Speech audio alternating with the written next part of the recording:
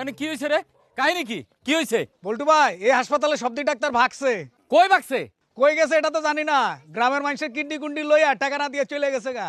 ভাগ্য ভালো আমি আমার কিডনির বেচা টাকা পাই গেছি গা ভাই। আপনি আপনার টাকা পাইছেন?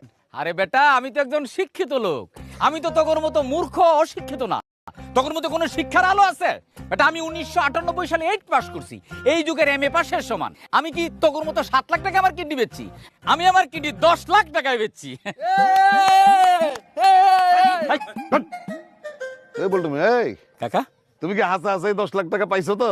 আরে কাকা কি যে কোন, এই যে আমার চেক, এই যে খালি ব্যাংকটা খুঁজে পাইতেছি না। ব্যাংকটা খুঁজে পাইলে টাকাটা ক্যাশ করুক। আচ্ছা মেম্বার সাহেব, আপনি তো ব্যাংকে ট্যাঙ্কে যান, দেখেন তো এই ব্যাংকটা কই?